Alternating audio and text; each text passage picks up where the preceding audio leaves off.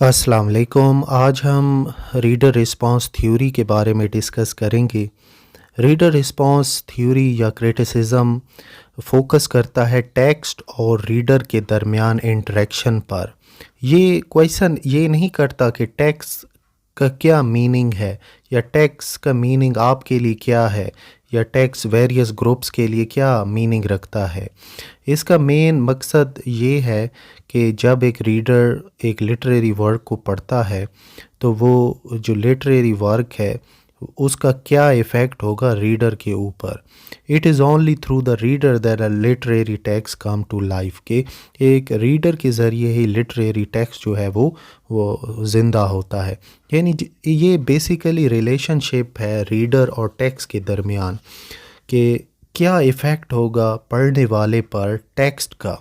ये जो थ्योरी है ये पोस्ट स्ट्रक्चरलिज्म के साथ कनेक्ट करती है और बिल्कुल ओपोजिट है रशियन फॉर्मलिज्म पर।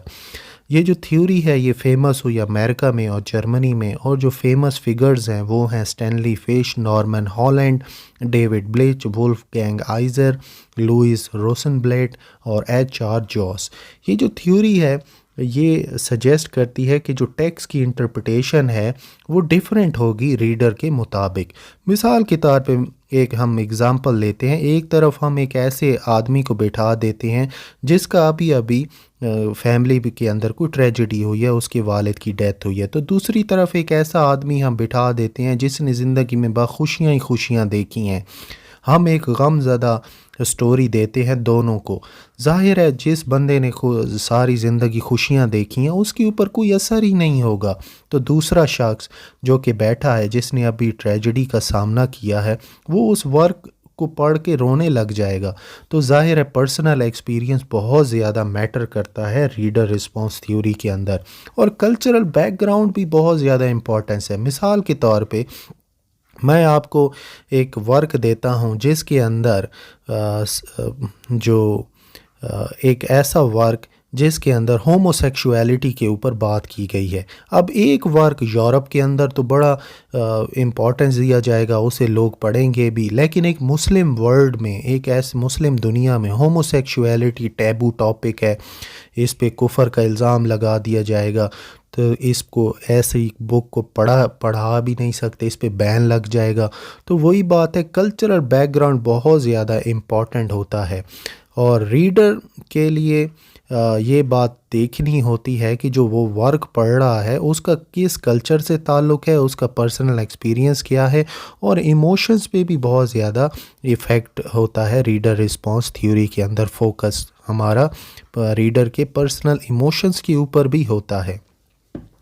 अब हम डिफरेंट एस्पेक्ट ज़रा पढ़ लेते हैं। एक होता है इंटरप्रेटिव कम्युनिटीज़। इसके अंदर जो ये कंसेप्ट स्टैनली फिश ने दिया, और इसका जो मीनिंग है वो एक आदमी के लिए नहीं होता टेक्स्ट का मीनिंग, बल्कि वो पूरी कम्युनिटी के लिए होता है। और सिमिलर इंटरप्रिटेशंस वो जो ग्रुप है वो फिर निकालता है टेक्स्ट से। फिर एक नेक्स्ट कंसेप्ट है एम्प्लॉयड रीडर। ये वो रीडर होता है जो कि ऑथर के माइंड में होता है जब वो एक टेक्स्ट को लिख रहा होता है। ये कंसेप्ट दिया था वुल्फगैंग आइजर ने। और जो रीडर है ये आइडियल ऑडियंस होती है जो कि रीडर अपने दिमाग में रखता है। अब की आइडियाज़ का हम जिक्र करें रीडर रिस्पॉन्स क्रिटिसिज्म में, तो पहला एक्टिव रीडर। एक्टिव रीडर होना बहुत ज़रूरी है कि रीडर को पैसिव नहीं होना चाहिए। रीडर को ख़ुद मीनिंग को एब्जॉर्व करना होगा जो कि टेक्स्ट के अंदर मौजूद है, और उसने ख़ुद मीनिंग को फिर कंस्ट्रक्ट करना होगा अपने पर्सनल एक्सपीरियंस, कल्चरल बैकग्राउंड और बिलीफ को सामने रखते हुए।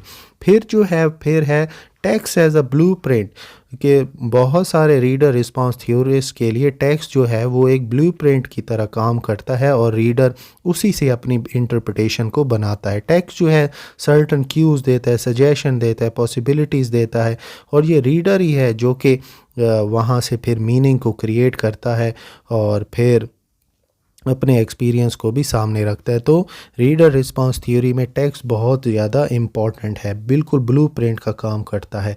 नेक्स्ट है इम्पॉर्टेंस ऑफ कॉन्टेक्स्ट। कॉन्टेक्स्ट बहुत ज़रूरी है।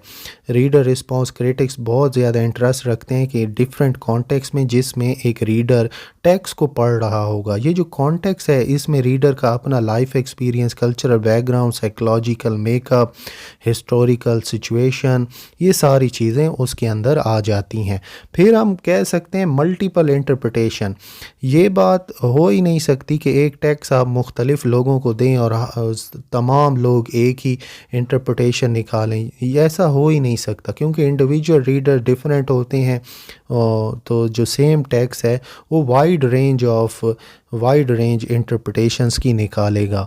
और ये बात भी एक्नॉलेज हम करते हैं कि single right way to read a text तो हम कर सकते हैं, एक टेक्स्ट तो हम दे सकते हैं, लेकिन हम हर रीडर को मजबूर नहीं कर सकते कि आपने एक ही इंटरप्रिटेशन निकालनी है। हर रीडर की अपनी इंटरप्रिटेशन होगी। नेक्स्ट है रीडर इफ़ेक्टिव रिस्पॉन्स। बहुत सारे रीडर रिस्पांस क्रिटिक्स जो हैं, जो कि ख़ास तौर पे काम कर रहे होते हैं इफ़ेक्टिव स्टाइलिस्टिक्स पर, वो फोकस करते हैं इमोशनल और साइकोलॉजिकल इफ़ेक्ट जो कि टेक्स्ट का होगा रीडर के ऊपर। वो ये बात समझने की कोशिश करते हैं कि रीडर का एक्सपीरियंस जो है टेक्स्ट का, इसकी लैंग्वेज का, स्ट्रक्चर का, वो किस तरह से मीनिंग क्रिएट करता है रीडर के ऊपर। ये यहाँ पर एक बात भी आपने याद रखनी होगी कि जब एक टेक्स्ट हम देते हैं रीडर्स को पढ़ने के लिए, तो उसमें एक टर्म होती है इफ़ेक्टिव स्टाइलिस्टिक्स। उसमें हर लफ्ज़ का, हर सेंटेंस का क्या क्या असर हो रहा है रीडर के ऊपर, उसको एनालाइज किया जाता है और फिर इसको ऑब्ज़र्व किया जाता है। तो अभी तक हमने ये बात देखी कि रीडर रिस्पांस थ्योरी के अंदर के जो मेन रिलेशनशिप है वो दो इंडिविजुअल्स का है, एक टेक्स्ट का और फिर रीडर का, कि टेक्स्ट किस तरीके से इफ़ेक्ट कर रहा है रीडर के ऊपर।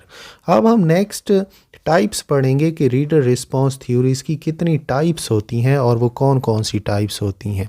पहला है ट्रांजैक्शनल रीडर रिस्पांस। इसके अंदर ये जो अप्रोच है ये लुई रोज़नब्लैट ने डेवलप की थी और इसमें एम्फसाइज़ किया जाता है relationship between reader and a text. Rosenblatt ये आर्ग्यू करते थे कि मीनिंग जो है वो प्रोड्यूस होता है ट्रांजैक्शन में, जो कि दोनों के दरमियान होती है, टेक्स्ट और रीडर के दरमियान। साथ में ये भी एम्फसाइज़ लुई रोज़नब्लैट करती हैं कि रीडर अप्रोच जो है, रीडर टेक्स्ट को अप्रोच करता है दो तरीक़ों से, एक एफ्रॉन्ट रीडिंग और एस्थेटिक रीडिंग। एफ्रॉन्ट रीडिंग में जो रीडर है वो टेक्स्ट को पढ़ता है फैक्ट्स हासिल करने के लिए, हिस्टोरिकल फैक्ट्स के कौन सी खबर, मिसाल के तौर पे आप अखबार पढ़ते हैं तो उसमें आप कोई वाक़ये के बारे में जानते हैं कि भाई कल बम ब्लास्ट हुआ, उसमें इतने लोग मारे गए, फैक्ट्स आप पढ़ते हैं। एस्थेटिक रीडिंग में पर्सनल एक्सपीरियंस फोकस होता है, मिसाल के तौर पे कि एक आदमी एस्थेटिक रीडिंग के लिए पढ़ रहा है तो वो जो टेक्स्ट है वो किस तरीके से उसके सेंसेस के ऊपर इफ़ेक्ट करेगा, उसको किस तरीके से खुशी देगा, कि उसको किस तरह से गमज़दा करेगा, ये होती है एस्थेटिक रीडिंग। नेक्स्ट है इफ़ेक्टिव स्टाइलिस्टिक। ये मैं अभी आपको बता चुका हूँ। इसके अंदर ये बात ध्यान दी जाती है कि किस तरीके से जो लिटरेरी डिवाइसेस हैं, स्टाइलिस्टिक्स एलिमेंट हैं टेक्स्ट के अंदर, वो इफ़ेक्ट प्रोड्यूस करते हैं रीडर के ऊपर। और ये एक ऐसा एनालिसिस होता है जिसमें word by word, sentence by sentence effect note किया जाता है रीडर के ऊपर जो कि टेक्स्ट का हो रहा होता है। फिर हम देखते हैं सब्जेक्टिव रीडर रिस्पांस थ्योरी। ये जो अप्रोच थी ये डेविड ब्लीच ने दी और इसमें जो लिटरेरी टेक्स्ट है हम ये कह सकते हैं कि रीडर इंटरप्रिटेशन से आउटसाइड एग्जिस्ट नहीं करता, और प्रॉपर स्टडी जो है लिटरेरी टेक्स्ट का वो सिर्फ रिस्पॉन्सेज ही होते हैं जो कि रीडर क्रिएट करता है टेक्स्ट को पढ़ते हुए। दो टर्म्स दी डेविड ब्लीच ने, एक सिंपलाइजेशन की, ये रेफ़र करती है act of making meaning as we read, के जब एक आदमी पढ़ता है तो जो मीनिंग क्रिएट होता है टेक्स्ट से उसको उन्होंने कहा सिंबलाइजेशन। और फिर रीसिंबलाइजेशन, ये वो एनालिसिस होता है उन रिस्पॉन्सेस का जो कि एक रीडर दिखाता है। मिसाल के तौर पे उसने टेक्स्ट पढ़ा रीडर ने उसका मीनिंग उसने जाना, ये सिंपलाइजेशन होगी, और उस मीनिंग को जान के वो रोया या हंसा, ये जो रिस्पॉन्स उसने दिया इसे रीसिंबलाइजेशन कहा जाएगा। नेक्स्ट है साइकोलॉजिकल रीडर रिस्पॉन्स थ्योरी। नाम से ही जाहिर है कि, और ये कंसेप्ट दिया था नॉर्मन हॉलैंड ने, और इसके अंदर जो साइकोलॉजिकल नीड्स हैं, डिज़ायर्स हैं, फियर्स हैं, ये सारी एनालाइज होती हैं जो कि एक टेक्स्ट की रीडर के ऊपर होती हैं। यानी जो टेक्स्ट है इसमें रीडर के साइकोलॉजिकल मतलब उसके माइंड के ऊपर उसका इफ़ेक्ट होता है। तो हॉलैंड के मुताबिक जब हम टेक्स्ट को इंटरप्रेट करते हैं तो हम अनकॉन्शियसली उसको प्रोजेक्ट कर रहे होते हैं अपने इनर कॉन्फ्लिक्ट और अनरिजॉल्व्ड इश्यूज़ की तरफ। तो नेक्स्ट है सोशल रीडर रिस्पॉन्स। ये एक कंट्रास्ट है, ऊपर जितनी भी हमारे पास टाइप्स आई हैं उनके टोटली डिफरेंट है। तो इसके अंदर जो मेन एम्फसिस होता है वो सोशल डायमेंशंस के ऊपर होता है रीडिंग का। मिसाल के तौर पे आप एक दीवार के ऊपर एक कोई पैगाम लिख देते हैं किसी पॉलिटिकल पार्टी का। अब वो जो पॉलिटिकल पार्टी का जो पैगाम है वो सोशली एक इलाके के अंदर किस तरीके से उसका इफ़ेक्ट होगा रीडर्स का, पढ़ने वालों पर, तो ये सब कुछ देखा जाता है सोशल रीडर रिस्पॉन्स के अंदर। नेक्स्ट, अगर हम सिंपल वर्ड्स में हम ये बयान करें, समराइज़ हम करें, तो जितनी भी इंटरप्रिटेशंस हैं चाहे वो कॉन्शियसली की जाएं या कॉन्शियसली की जाएं, वो ये सब कुछ डिपेंड करता है रेस के ऊपर और एक्सपीरियंस के ऊपर और इमोशंस के ऊपर। तो अब हम एक एग्ज़ाम्पल भी कर लेते हैं कि एक रीडिंग प्रोसेस होगा और फिर पैटर्न डिसाइड होंगे कि किस तरीके से रिस्पॉन्स हुआ है उस रीडिंग का रीडर के ऊपर, और फिर बायसेस चेक होंगी कि आया जो रीडर है वो किस तरह का रिस्पॉन्स दे रहा है, क्या वो उसका रिस्पॉन्स बायस है या नहीं है। तो ये बेसिकली थी reader response theory literary theory के अंदर।